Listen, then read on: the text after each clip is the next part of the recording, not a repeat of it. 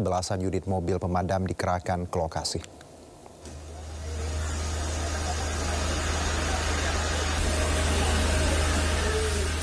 Kepulan asap hitam membumbung tinggi dari salah satu gedung bertingkat di Jalan Jelambar Baru Raya Grogol, Petamburan, Jakarta Barat. Hembusan angin kencang dan juga banyaknya bahan yang mudah terbakar membuat kobaran api juga nampak keluar dari celah-celah jendela. Petugas pemadam Jakarta Barat yang berada di lokasi dengan cepat melokalisir api agar tidak meluas.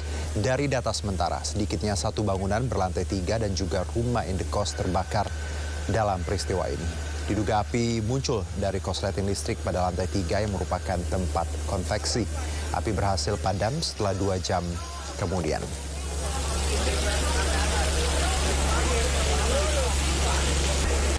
Polisi melakukan gelar olah tempat kejadian perkara di rumah Hakim Pengadilan Negeri Medan, Kamozaru Waruh yang terbakar. Sebelumnya muncul spekulasi bahwa hakim yang rumahnya terbakar ini sedang menangani kasus korupsi jalan di Sumatera Utara.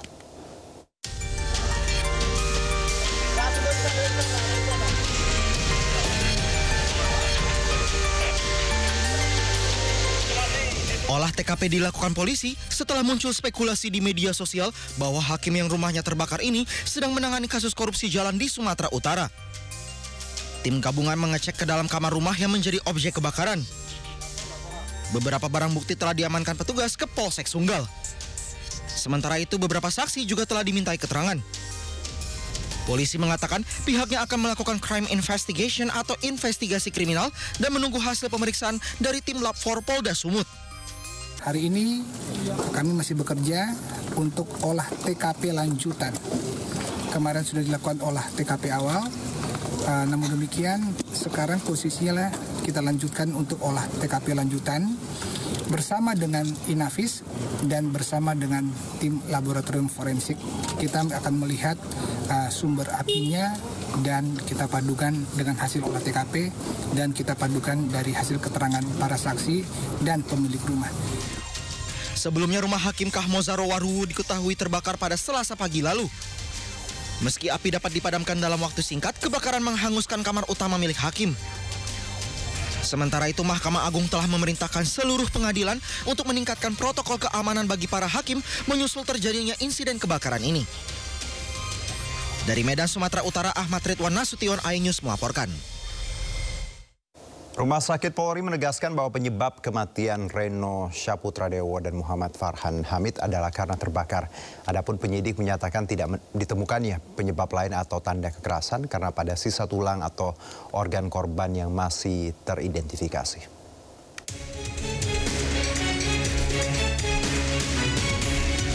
Polisi mengumumkan hasil identifikasi 2 kerangka manusia yang ditemukan dalam kondisi hangus terbakar di sebuah gedung kawasan Kuitang, Jakarta Pusat. Dari hasil pemeriksaan, tim forensik mengidentifikasi kantong jenazah yakni berjenis kelamin laki-laki dengan perkiraan tinggi badan 158 hingga 168 cm. Polisi mengungkap kerangka tersebut atas nama Reno Syahputra dan Muhammad Farhan. Mereka sempat dinyatakan hilang pada unjuk rasa yang terjadi bulan Agustus lalu. Dan 2, pengambilan sampel DNA dari tulang. Dari hasil pemeriksaan DNA dan odontologi forensik bahwa nomor postmortem 0080 cocok dengan antemortem 002 sehingga teridentifikasi sebagai Reno Syaputradewo, anak biologis dari Bapak Muhammad Yasin. B. Kantong jenazah 0081 dilakukan pemeriksaan identifikasi sekunder berupa perhiasan, ditemukan kalung dan kepala ikat pinggang. Setelah itu dilakukan pemeriksaan identifikasi primer berupa hasil pemeriksaan DNA dari tulang, nomor postmortem 0081 cocok dengan antemortem 001 sehingga teridentifikasi sebagai Muhammad Farhan Hamid, anak biologis dari Bapak Hamidi. Terima kasih. Identifikasi ini sekaligus mengkonfirmasi bahwa kerangka yang ditemukan adalah kerangka dari 2 orang yang sempat dinyatakan hilang pada unjuk rasa bulan Agustus lalu. Dari Jakarta, Henry Aprila, Rizky Solehudin, Sutrisno, iNews melaporkan. Polri menyerahkan jenazah korban hilang Farhan dan Reno kepada pihak keluarga di Rumah Sakit Polri Kramat Jati, Jakarta. Pihak kepolisian akan mendampingi hingga proses pemakaman selesai. Dan pada hari ini juga kami menyerahkan 2 jenazah kepada penyidik Polda Metro Jaya. Polri secara resmi menyerahkan jenazah Muhammad Farhan Hamid dan Reno Syahputra Dewo kepada pihak keluarga. Proses penyerahan dilakukan secara berjenjang dari RS Bayangkara Polri Kramat Jati ke Polda Metro Jaya sebelum diserahkan langsung kepada keluarga masing-masing. Kepala Rumah Sakit Bayangkara Polri Kramat Jati, Brigjen Pol Prima Heru Yuli Hartono menyampaikan rasa duka cita mendalam kepada keluarga kedua korban.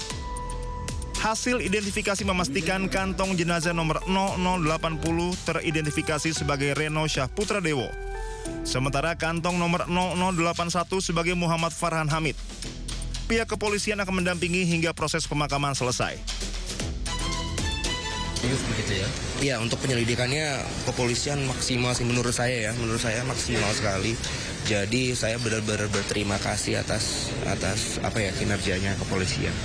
Cuman kalau dari pihak keluarga kami untuk ditanyakan selanjutnya apakah puas atau bagaimana, kita masih keadaan berduka. Jadi belum tahu nih ya langkah selanjutnya gimana, apalagi ya tadi yang saya bilang. Dan hasil akhirnya ternyata adalah sebuah kerangka, itu cukup menyakitkan. Makanya kalau tadi Mas saya berterima kasih dengan orang-orang yang disebut, kalau saya sangat berterima kasih kepada seluruh keluarga yang tetap bertahan sampai pada hari ini, dan juga rekan-rekan yang terus membicarakan berita kehilangan orang ini. Sebelumnya Polri mengonfirmasi hasil tes DNA terhadap 2 kerangka manusia yang ditemukan di gedung ACC Kuitang, Jakarta Pusat. Dari hasil identifikasi, keduanya dipastikan merupakan Reno Syahputra Dewo dan Muhammad Farhan Hamid. Mereka merupakan warga Jakarta Utara yang dilaporkan hilang setelah kerusuhan di akhir Agustus 2025. Tim Liputan Anyis melaporkan. Kita beralih ke informasi lainnya, pemirsa. Satreskrim Polres Metro Bekasi mengungkap kasus dugaan tindak pidana penipuan scam online dengan modus mengaku sebagai polisi. Dalam penggerbekan tersebut, polisi mengamankan 27 warga negara asing di wilayah Bandar Lampung, 6 diantaranya wanita.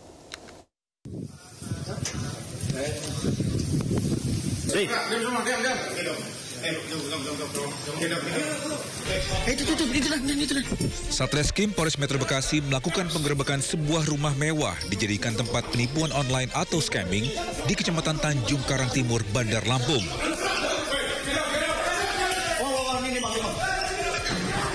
Dalam penggerebekan tersebut, polisi berhasil mengamankan 27 warga negara asal China yang diduga terlibat dalam kegiatan penipuan online atau scamming.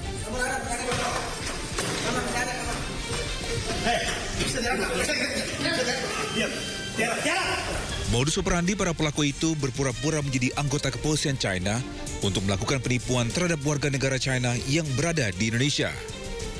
Dari hasil investigasi, para pelaku diduga merupakan pekerja yang dikendalikan oleh seseorang berasal dari China Taipei atau Taiwan. Jadi memang modus operandinya mereka menyasar orang yang sudah lansia atau sudah tua supaya tidak bisa secara detail melihat chat-chat yang ada dikirimkan oleh mereka. Jadi ketika salah satu link phishing itu diklik, akhirnya dia bisa nge-generate di handphone korban, termasuk untuk memindahkan dana dari bank ke rekening penampung dan para pelaku ini. Untuk saat ini ke 27 warga negara Cina ini kami tempatkan pada ruang detensi imigrasi, kantor imigrasi Bekasi. Selanjutnya, ke-27 warga negara China tersebut akan dideportasi keluar dari wilayah Indonesia. Dari Kabupaten Bekasi, Jawa Barat, Didi Junaidi dan Agus Rohim, iNews melaporkan.